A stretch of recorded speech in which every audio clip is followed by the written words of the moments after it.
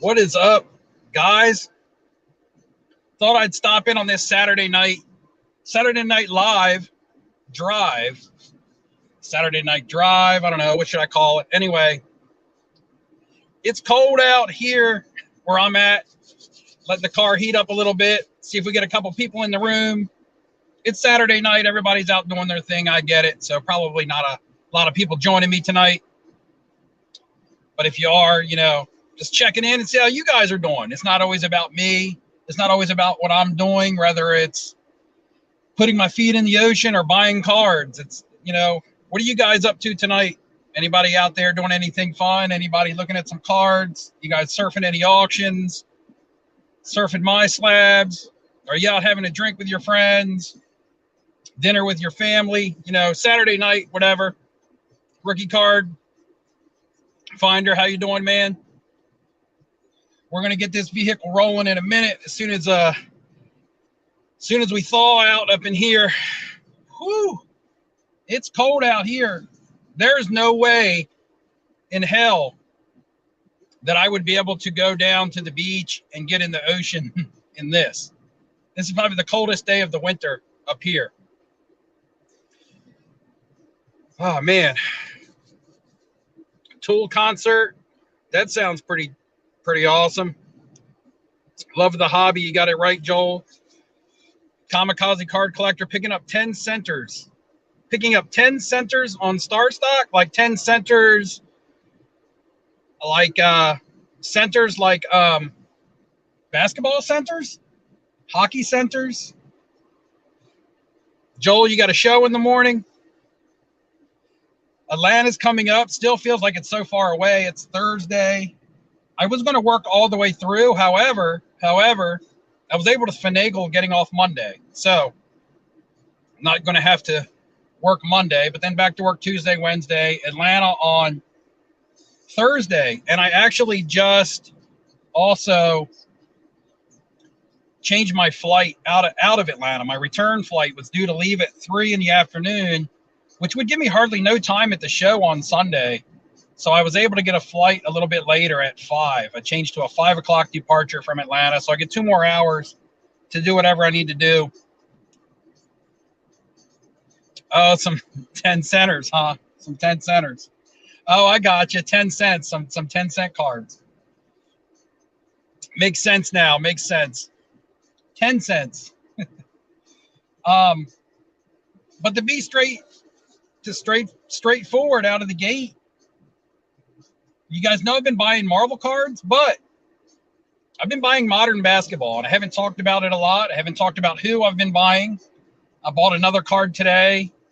I bought 3 cards either yesterday or the day before. So I'm finding some value. I'm finding some deals out there on ultra modern basketball. It is a risk. It is a gamble. So it's not like, hey, go out and buy modern basketball. I think a lot of it's really risky.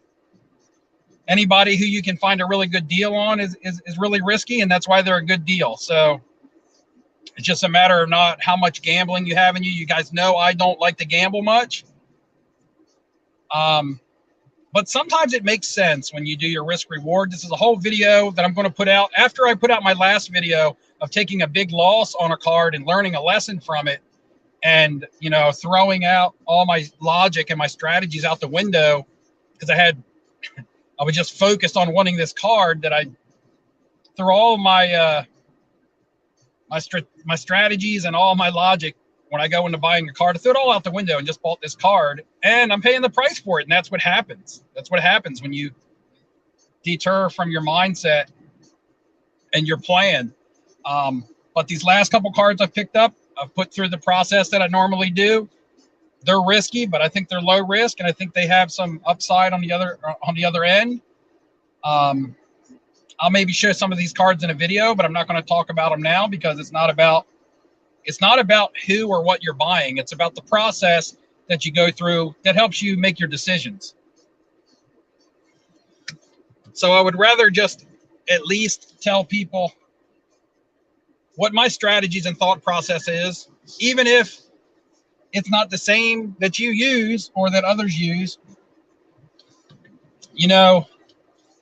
If you go out and you just say, hey, I'm buying this player, all of a sudden everybody wants to jump your case and call you a pumper and say, oh, well, you're pumping this player.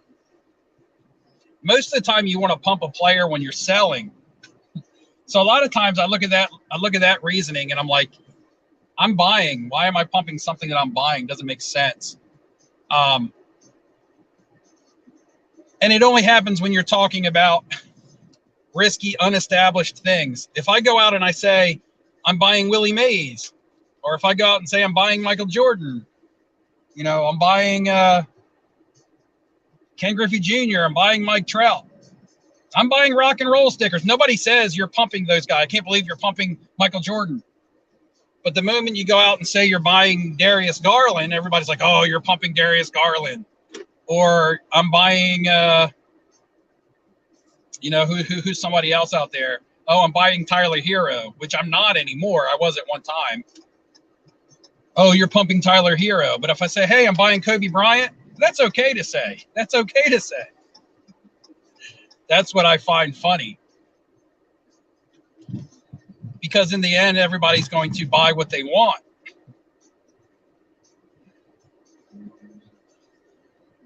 Yeah. Bradley, any current player risky? I don't know if every current player is risky. I would say current players that are popular are really risky because you're entry level, man. I was surfing my slabs today, and any young player that is playing well, or still really hyped up, like Anthony Edwards and LaMelo Ball and players like that, nice cards of those guys are still so expensive. And I'm thinking to myself,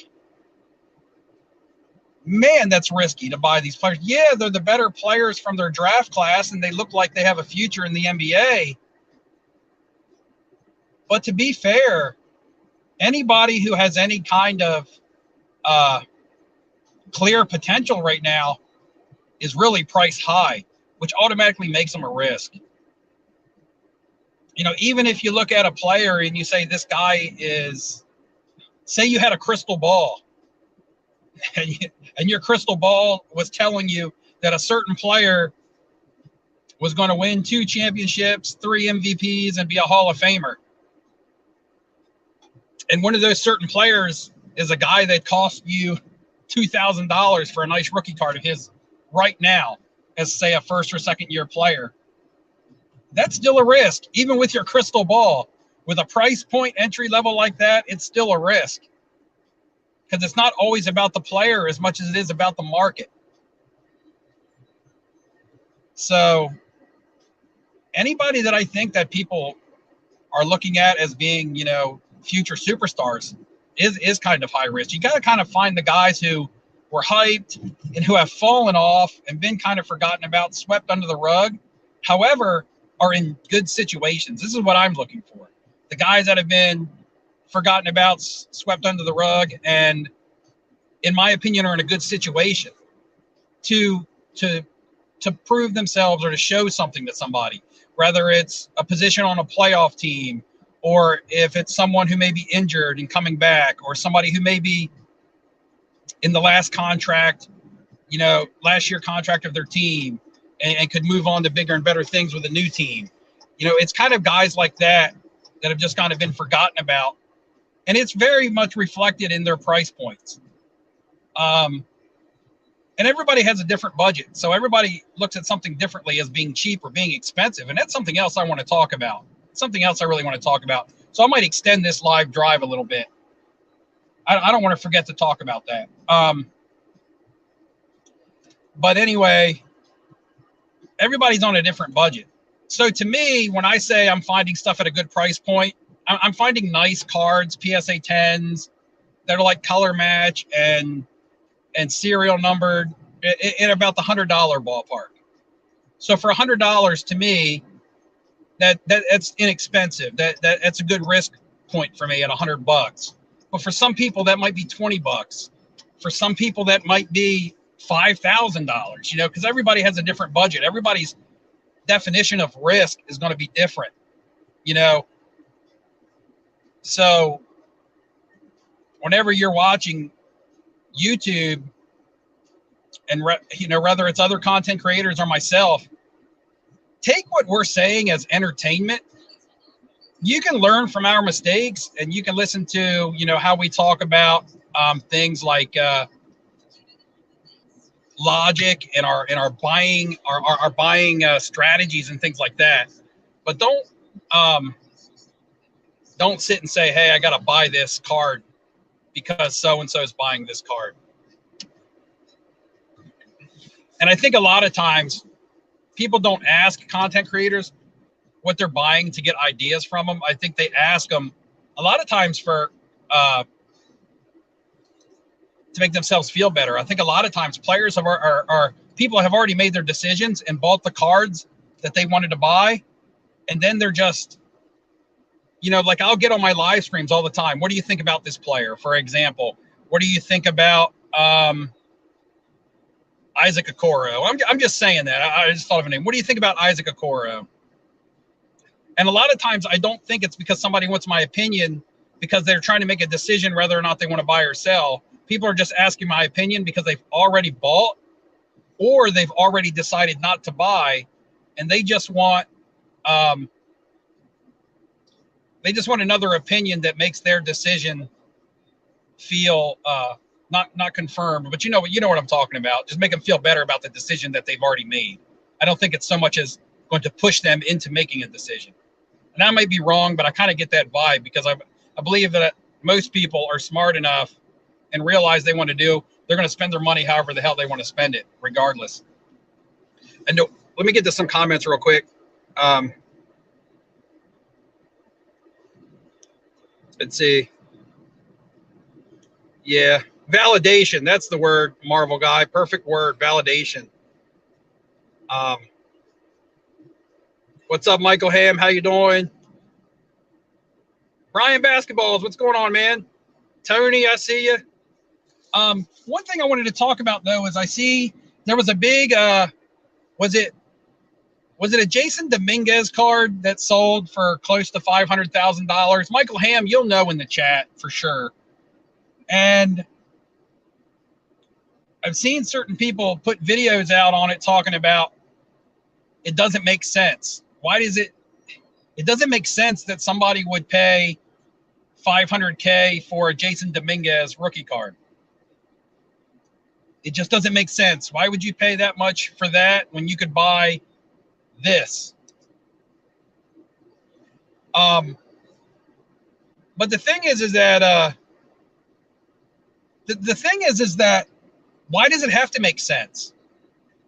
Why does it have to make sense to anyone except for the person that bought it? Why is there YouTube videos out saying this doesn't make sense? This doesn't make sense. Why would somebody buy this for $500,000 and not buy this? It doesn't have to make sense to us. All it has to do is make sense to the person that spent the money. And people talk about, oh, people are going to watch people do this, and then they're going to over leverage themselves and try to do the same thing.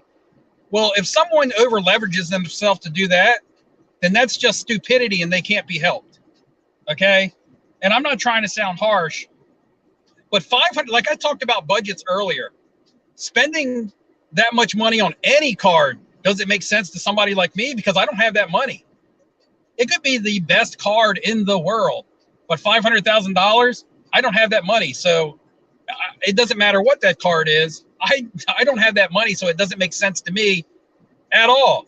But I'm not going to question the person who did have the money to buy it, because more than likely, if they're buying a card for $500,000, they either want it to show off, they want it for bragging rights, they want it to collect, and they're probably a billionaire that $500,000 to them is nothing. It's nothing. To me, to us, to a lot of us and most of us, it is something. So then we try to wrap our head around it doesn't make sense. But it doesn't have to make sense to us. Because to a billionaire, $500,000 is like $5 to us. And if I bought a card for $5, nobody would be questioning it. So that's the way that I look at it. And I'm like, I don't know, maybe I'm wrong. Maybe your guys' take is completely different. But to make content out of that and to say this person's purchase doesn't make sense, who's to be the judge? Who's to be the judge of someone's purchase making sense or not making sense, besides the person that's actually dropping that money on? And if you really think it's going to persuade people to go out and leverage $500,000 of their own, which they probably couldn't do anyway, to try to do the same thing, to try to be copycat, I'm sorry, you're just wrong. And, you know, it's like, and like Boss Hog says, 500K for a prospect ain't stupid. And even if it wasn't a prospect, I mean, it's like, you know, I don't know if that's a question or a statement. Whether you know, the person wanted the card for some reason or another.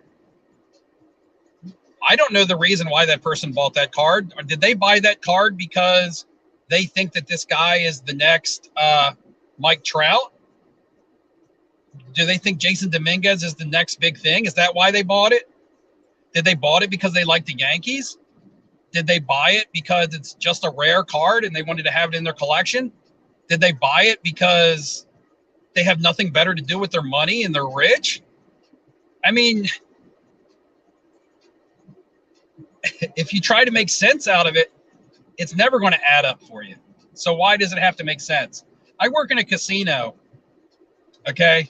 So I know a lot about gambling. I know a lot about gambling habits.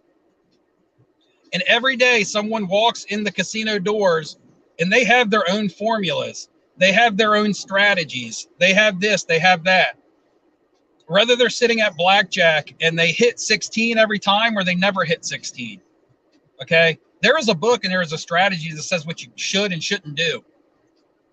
But some people don't hit 16 against a 20 or against a 10. Some people split 10s, which is something you should never do. You know, but that's their strategy. That's what they think works for them. And I've seen so many different ones. You go to the dice table. People bet this number, this number, this number, and they play the field. It's their formula. They sit there with a notepad and they write down what numbers are rolling on the dice because they think it's going to help them predict what's going to roll next. But it's not. It's all just a game of chance. That's all that it is. There's times when a 7 will roll 10 times in a row, and then there's a time when a 7 won't roll for 50 rolls. When people write down roulette numbers and they say, okay, or they look at black and red and they said, black has come in 8 times in a row on a 50-50. That means it's got to be red next. And what happens? They put all their money on red and black comes in again. I mean, it's all just a game of chance, and people try to have formulas and try to figure out percentages and try to figure out different ways to play their money because they think that they're going to beat the house. And they can't. If they could, casinos wouldn't be in existence. And and a long time ago, you know, when I was new in the casino business, I used to try to think, why do they do that? Why do they do that? And now I don't try to make sense out of what people come in there and do, because if I tried to do that, I would go insane because none of it makes sense. I mean, and there's card counting, which card counting is an intelligent thing. Card counting is a thing that people can actually learn to do. It's not even illegal. You can't be arrested for being a card counter. But, you know, card counting is just a skill that someone can actually learn, and it's basic arithmetic and basic mathematics. It eliminates certain probabilities and certain math, and it gives people an edge on the house on a game like blackjack, which has only got a 60-40 edge for the house anyway. If you can eliminate some of the house advantage, then you increase your chance of winning. So that's not what I would call crazy formula. That's something that you can actually learn and become book smart to do. I see somebody talking about dice control, which is another thing that people think that they can do, but there's still dice rules in place. The only thing that you could get on a dice table would be if you were a slider and a box person or a dealer didn't pick up on the fact that you were sliding the dice as opposed to rolling them. There's so many fail safes in place on the dice tables now that that's almost nearly impossible to do. But anyway, enough about casino talk, but I just wanted to relate it to trying to make sense out of what people spend their money on is like trying to make sense why some people gamble the way that they do. And in the end, it only has to really make sense to that person.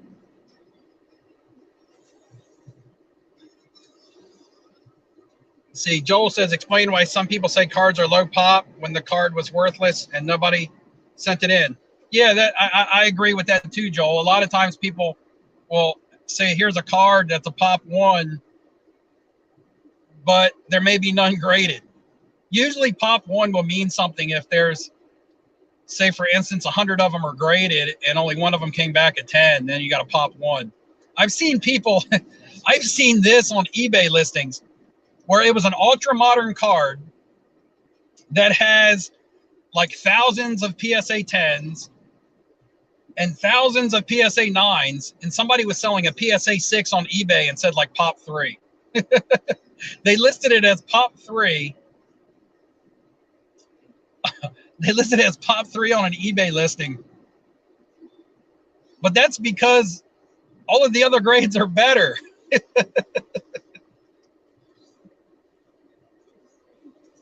Casino talk is interesting. Yeah, but I worked for 10 hours and I got to be back at it tomorrow morning. So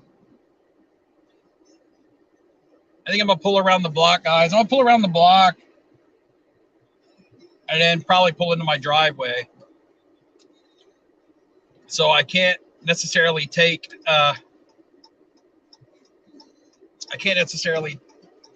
many comments while I drive. But anyway, Atlanta's coming up. I'm super excited. Goes without saying. I will say that I've dieted. I've done well with my diet. I've lost over 10 pounds. Okay, so that's step 1. My knee and my ankles and my joints are feeling better. That's step 2. I've been going in the ocean every week in the 30-degree water to be therapeutic and make my lower body feel better. I've also been doing lots of hot tub chilling to make my muscles feel better. And I got into what I like to call a Bacta tank, like you saw on Boba Fett. However, it's just like this thing, this pod that you go and you float in it. I don't know if any of you guys in the chat have heard about it or heard about what they are, but I talk to my friends at work and some people know what they are and some people don't. But it's like this thing that's got salt water in it. It's got so much salt in the water that you just get in there and lay and you like float in the dark for like an hour. And it's supposed to be like a sensory deprivation type chamber. And I tell you, I did that for an hour, man, and that was like super relaxing and awesome. I also had put together like a Rocky montage of me doing some stairs, all of this training and stuff, because I was getting ready to play some basketball in Atlanta. And you guys know I was cutting promos on like my boy Kenny Fornos, cutting promos on Roth cards a little bit, talking about how they weren't ready for this on the basketball court. Kenny jabbed back at me a little bit in some Instagram messages. But as soon as I told him that I was 100% full go, I had the sneakers, I'm rested and ready. As soon as I told him all that, all of a sudden he was like, oh man, we ain't going to have time to play. So it went from, hey, Steve, you better bring some good shoes to, hey, man, I got some good shoes and I'm rejuvenated and ready to go to, oh man, we're going to have time to play. So I don't know, man. You guys tell me. I don't know.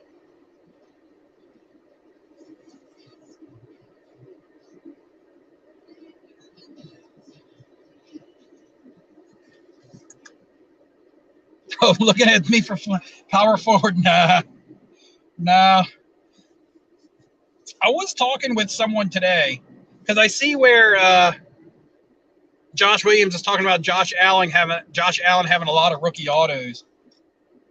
And I was talking today about I was actually talking with Dustin, the personal finance dad, and you guys know how I've been buying some Dale Earnhardt Sr. autographs. I've just been stashing them away. I got a couple nice ones. I like them. In fact, I love them. I love the Dale Earnhardt autograph cards. Senior.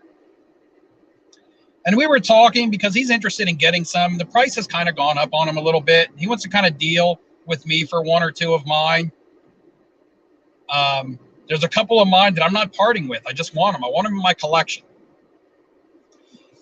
And in the conversation, it came up that, I mentioned, I was like, people don't realize how mainstream Dale Earnhardt was and what a sports icon he was during the time that he was alive and still is. Now, NASCAR has kind of fallen off as far as popularity, but the main reason it fell off was because of him. It was at his peak with him. And another thing we talked about was, people are spending lots and lots of money on F1, and that's their prerogative. I don't understand F1 or watch it or care about it right now enough to buy the cards because F1's just not for me. I don't watch the sport. And that's nothing against the people that do love the sport. I have friends that like it and they try to get me into it, and I tried and I just can't at the moment.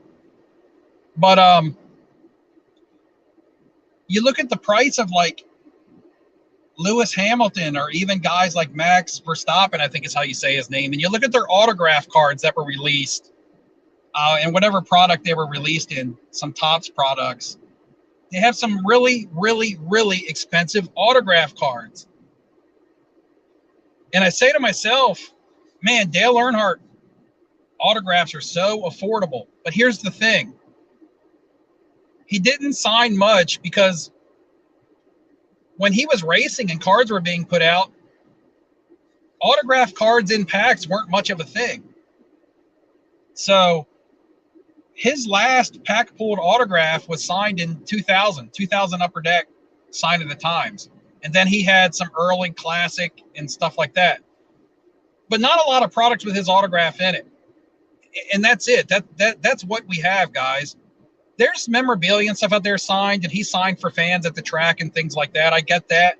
But his pack pulled card autos, what we have is what we have. What is there, what exists is what exists. And someone like Lewis Hamilton, barring a tragedy, is going to be signing autographs for the next 40 years for whatever product has the license to F1. So just think about that and put that in perspective. Lewis Hamilton is great, taking nothing away about everything that he's done in that sport. But he's going to sign autographs this year, next year, the year after, barring anything catastrophic. He's probably how old? 30, 40? I'm not sure. He might be younger than that. But anyway, he's got another 30 to 40 years worth of autograph signing ahead of him, for these card manufacturers, even after he retires. But what we have for Dale Earnhardt, we have it, and that's it. And it's not much. And that's just the way I kind of look and I approach that market. And people may never care. People may never care enough to drive the demand to where the limited supply means something. But to me, it already means something. And that's all that matters. Other people don't have to make sense or try to make sense out of what I'm buying. So just to go full circle about what I was talking about earlier. Dunk contest is in a few, guys.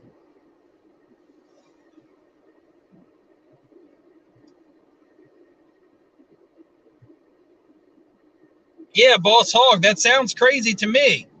I didn't defend that buy. I think you completely missed the point, Boss Hog, about what I was talking about. I wouldn't have never done it. What I'm saying is that $5,000 sounds like a lot of money, and it is. It's a hell of a lot of money. It's more money than I have. But if you're a bazillionaire, $500,000 is nothing. So to them, looking at that purchase, it's nothing. That's nothing. That's like no money. I think you're completely missed the point of what I was talking about. I wasn't defending that sale saying, oh, I think that was a great buy. That's a great purchase. I would have done it. If I had $1 million, I'd buy a $500,000 Jason Dominguez card. That's not what I'm saying. But I'm also not going to, say, okay, if a billionaire bought that because he wanted it for his collection and it was the only one, I'm not going to shit on that either, because he's buying it for a completely different reason. He's buying it because he has money to waste, and probably not because he's buying it to prospect on it. He buys it because he wants to put it in his collection, whether he's a Dominguez fan or a Yankees fan or a rare card collector. So you just got to look at the different perspective of it.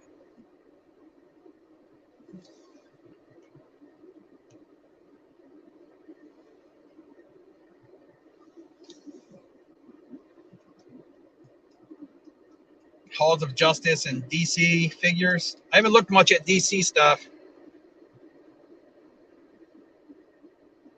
I'm trying to scroll back and see some more comments before I go in and finally have dinner.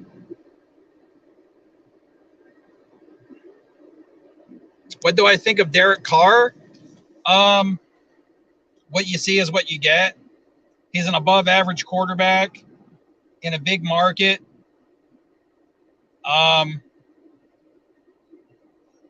He's probably played his best. I mean, he almost won an MVP a few years back. But with the plethora of young, talented quarterbacks that are in the NFL right now, I believe he's getting pushed further and further back on the, whatever top 20, top 30 quarterbacks list. I think there's a lot more young quarterbacks establishing themselves as being better quarterbacks in the league than Derek Carr is. He's not necessarily moving up the list, if you know what I mean. Doesn't mean he's a bad player, but not a lot of people talk about him. He's been in the league a while. I mean, look at Matt Stafford. Matt Stafford, we've all known he's been a great quarterback. I don't think Derek Carr has nearly the same skill set as a Matt Stafford. And even Matt Stafford, with his skill set, had to be put in an optimal situation to win a Super Bowl. And if you didn't sell your Matt Stafford cards, if you were somebody looking to flip them, which I didn't have any, but if you didn't sell your Matt Stafford cards by now, you're probably not going to sell them. He's probably reached the pinnacle of his career. He won a Super Bowl. More than likely will be his only one. People are debating whether or not he's a Hall of Famer. He's got great numbers. But if you didn't sell your Matt Stafford cards leading up to the Super Bowl, you probably won't get as good a chance to get out of them what you could have gotten ever again. Doesn't mean that they're worthless or that you can't get something for them. But I mean, I don't think they will ever be where they were at, 3 to 4 days before the Super Bowl, because of the hype, the baked in, the Rams being the favorite.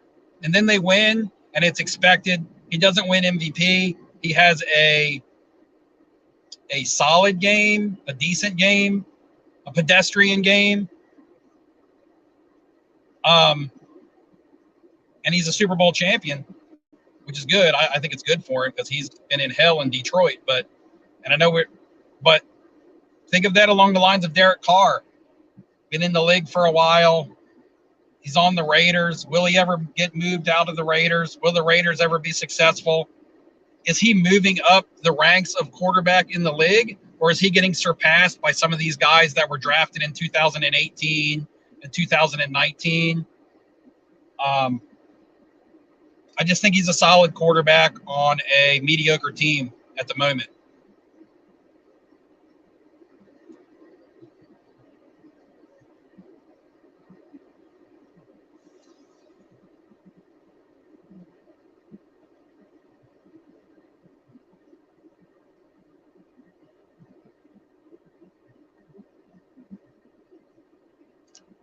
Okay, well, Boss Hog, you're entitled to your opinion. That's fine. You think it's a stupid purchase? That's fine. I'm not gonna say that. I'm not gonna say I can't believe you think it's stupid. You're entitled to that. So,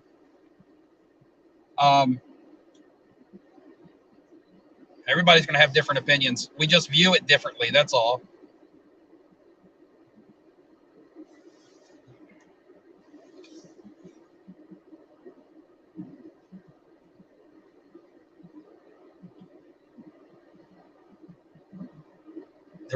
The refs were still reffing the Pro Bowl to the 2-minute warning. Yeah, I know a lot of people have talked about the calls late in the game, which were, you hate to see the calls come that late. And we discussed the Super Bowl last week. The Super Bowl is kind of old news at this point. A lot of people are starting to talk about free agency, but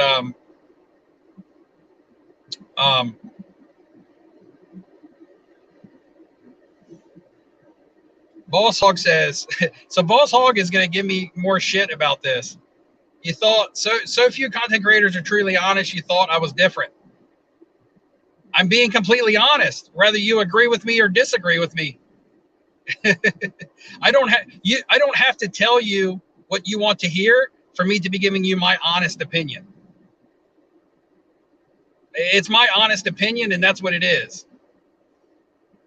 I have no ties to a 500K Jason Dominguez.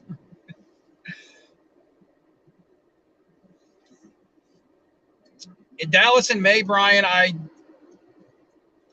don't know. It's hard for me to plan that far ahead right now with my job and stuff like that. Yeah, like Brett says, it just lets you know how rich some people are. It could have been the Yankees owner or anything that bought the Dominguez. Yeah, that's what I mean. It's all relative. It's all relative to the buyer. It's not relative to me because it's completely out of my ballpark.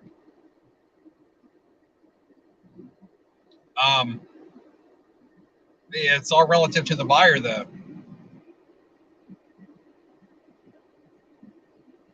You know, it's like a billionaire going out and buying a shit sports team. People being like, why are they buying that sports team? That's a terrible franchise. Well, because they want to own a sports team. That's why. I don't know.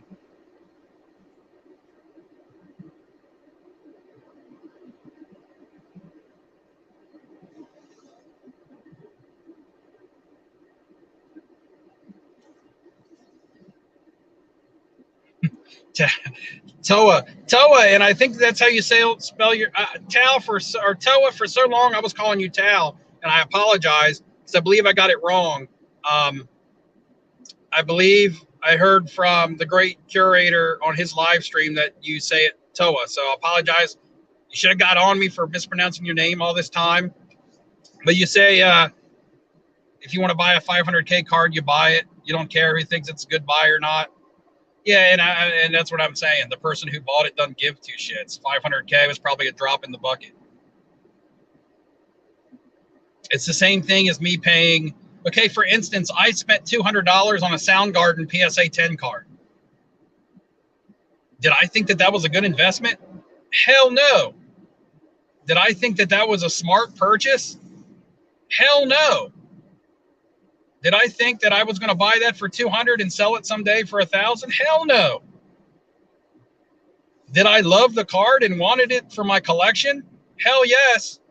So I overpaid $200 for a card that I probably will never even be able to sell for $25 because it was my only chance to get it and I wanted it for my collection. So there you go.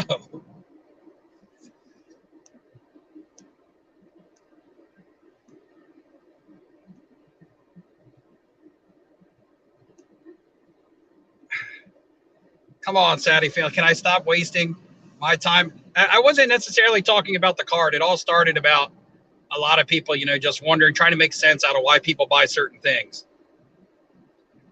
However, is my live stream. I'll talk about what I want. But, thanks. Yeah, it's dark in here, Brandon.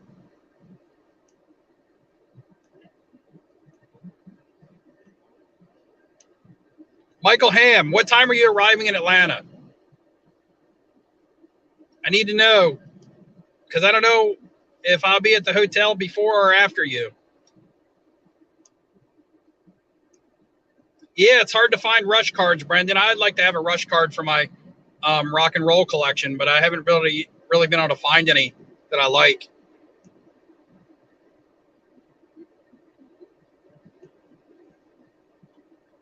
Oh, sorry. Sorry, Sadie. I don't know. I can never tell who's giving me hell and who's not. And you guys have the right to give me shit when I deserve it. But sometimes I don't deserve it and I get it. But, I have broad shoulders and thick skin and I'm a good sport. So if I deserve it, give it to me. But when I don't deserve it and I'm just using and I just have a conversation piece, you know.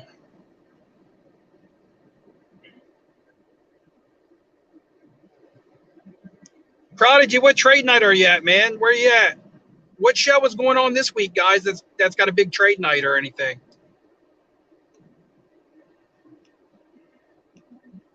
Super bad. How you doing? All right, guys. I'm to the end of the comments. Prodigy said he's going to trade night, so I'm not sure what show is going on. I'm sure there's a decent show somewhere. Michael Ham, I'll be in the Tampa area March 15th till the 22nd. I want to set up a fishing trip. So we need to get together and set up a fishing trip, maybe charter a boat. I don't know, set something up. And maybe, hopefully, there will be maybe a show going on while I'm there. I'm definitely stopping by Tampa Card Shop so I can, see Bryant and stuff like that. All right, guys, thanks for joining me. If the dunk contest is going on, go watch that. That's more entertaining than me. I'm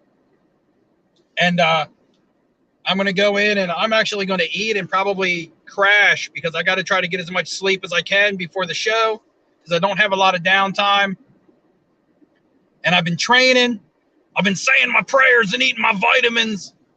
What you going to do, Kenny Fornos, Roth Cards in Atlanta, Culture Collision, when flipping Steve, Reigns, fadeaway jump shots on you.